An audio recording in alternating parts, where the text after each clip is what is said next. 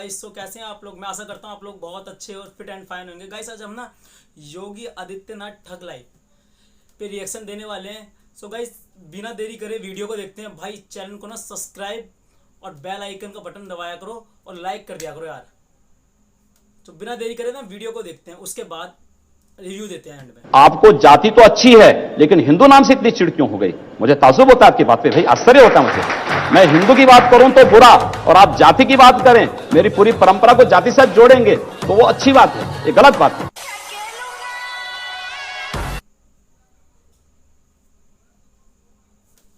Sir, जो बात हो रही थी संविधान का दिवस मनाने के लिए, गणतंत्र दिवस पे, लेकिन संविधान पे ही अब तमाम सवाल उठ रहे हैं। अगर आप देखें तो पार्लियामेंट के बिल्स पे सवाल, पार्लियामेंट में कोई कानून नया आता है उस पे सवाल, संविधान पे सवाल, संविधान के टुकड़े करेंगे, ऐसे बयान अभी अलीगढ़ में भी आए, यूपी में भी कुछ सेक्शंस हैं जहां से सवाल उठते हैं। तो इनको आप कैसे देखते हैं और इसको डील करने का क्या तरीका है? देखिए, संविधान पर प्रश्न और इन संवैधानिक संस्थाओं पर प्रश्न वही उठा रहे हैं जिन लोगों ने देश का विभाजन किया था। आदतें सुधरती नहीं है, बहुत जल्दी उनको सुधारना पड़ता है।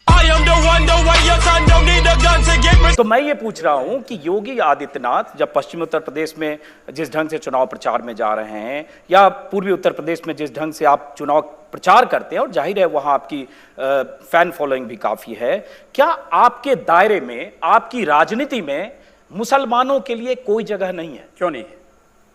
क्यों नहीं है? शाहनवाज हुसैन मेरे सबसे अच्छे मित्र हैं। अब डॉक्टर एपीजे अब्दुल कलाम को जब माननीय अटल बिहारी वाजपेयी जी ने राष्ट्रपति के लिए खड़ा किया था, सबसे पहला सांसद था जिन्होंने समर्थन किया था। भारत का मुसलमान डॉक्टर एपीजे अब्दुल कलाम बने, शाहनवाज हुसैन जैसा बने, पहला व्यक्ति रहूंगा जो समर्थन करेगा। लेकिन अगर यहां पर कोई ओसामा बिन लादेन को और औरंगजेब जैसे दुर्दांत लोगों को अपना आइकॉन मान करके भारत के अंदर पाकिस्तान का झंडा लहराएगा, तो फिर उनके उन विषैले फनों को सख्ती के साथ कुचलने के लिए भी सबसे पहले योगी आदित्यनाथ। यकीनन अगर भारत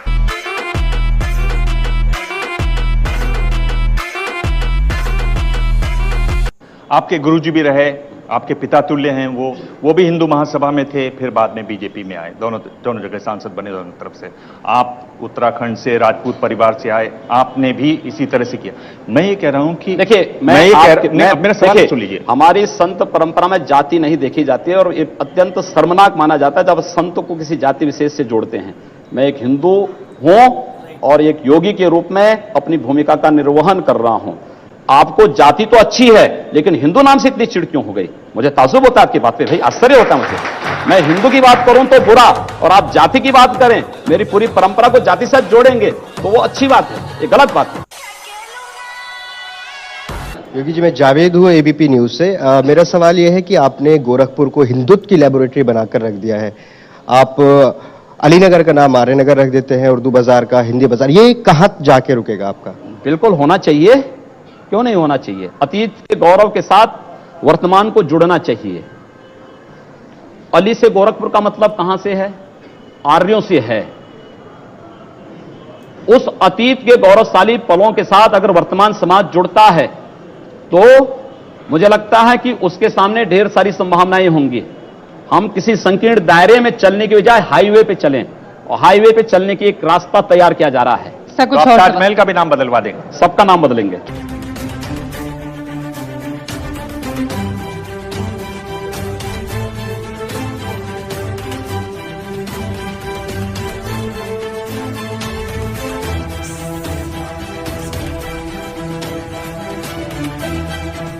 योगी जी, आप 5 टर्म सांसद, पर आप मंत्री नहीं बने, 3 कैबिनेट विस्तार हो गए। आप परिवर्तन रैली की जो पोस्टर हैं उसमें आपका तस्वीर नहीं, इलेक्शन कमेटी बनी दिसंबर में, आपको उसमें नहीं। मैं आपसे पूछना चाहता हूं कि आप रह कहां जाते हैं? यही तो खूबी है कि मैं कहीं नहीं हूं और सब जगह भी हूं। कभी कभी लगता है कि अपन ही भगवान है।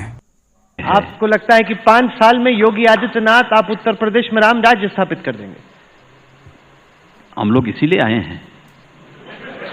आपको क्या लगता है, हम लोगों के आने के बाद अगर राम राज्य नहीं आएगा तो फिर तो मुझे लगता है कि हम लोगों के सब मेहनत बेकार है, व्यर्थ है।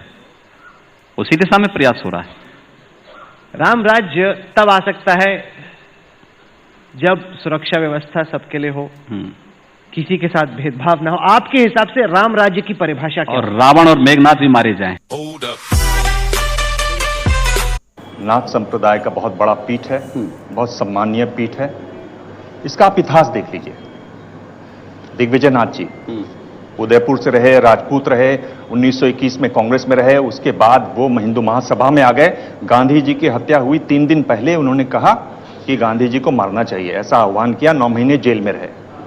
आप जिनको वो आपको गुरुजी मानते हैं, पिता तुल्य हैं आपके, अवैधनाथ जी लगातार जुड़े रहे एक आंदोलन से, अयोध्या वाले आंदोलन से। उनके पिता तुल्य थे दिग्विजय जी। उन्होंने ये भी कहा कि मुसलमानों को 5-10 साल के लिए वोटिंग होनी नहीं देनी चाहिए। स्टेट्समेंट में खबर छपी हुई है 1950 में। एक ऐसी लाइन है जो हटकर है और जो कड़ी लाइन है। आप भी उसी तरह की बात करते हैं। तो इसी आपत्ति नहीं, इसीलिए आप जब मेरी परंपरा को जान रहे हैं तो फिर आपको मुझ पर आपत्ति नहीं होनी चाहिए। आपको तो मुझे अप्रिशिएट करना चाहिए कि चलिए मैं उस लाइन का अनुसरण कर रहा हूं। जो देश को तोड़ना चाहते हैं उन लोगों को हम तोड़ रहे हैं, इस पे तो आपको खुश होना चाहिए।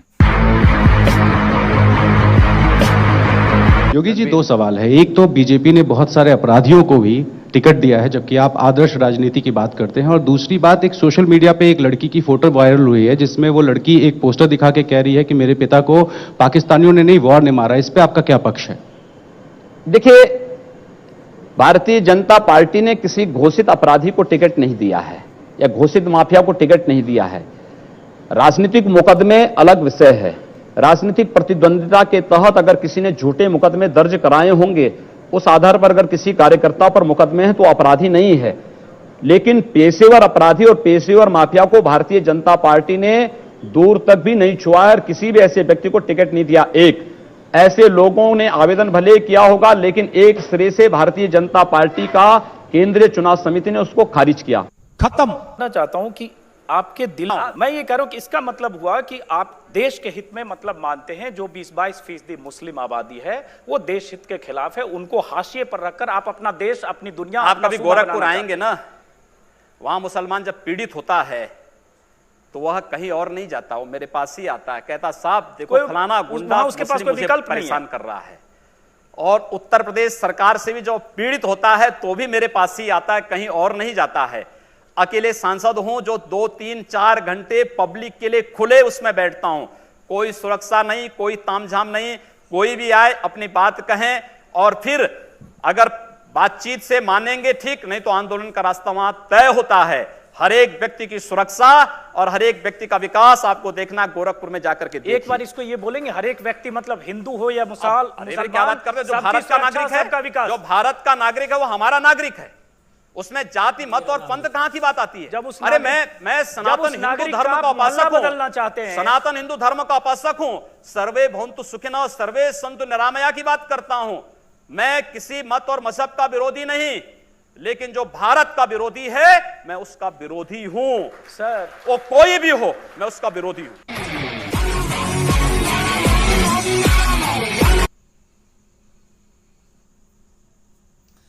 तो गाइस यहाँ वीडियो हुई खत्म। बताइए आप लोगों को कैसी लगी। भाई योगी आदित्यनाथ ना, भाई क्या बताऊं आपको, बहुत ही ऊपर लेवल के इंसान है, जो ना 2 टाइम उत्तर प्रदेश से ना सीएम चुन के आए हैं, जो कि ना कोई नहीं चुना दूसरी बारी में।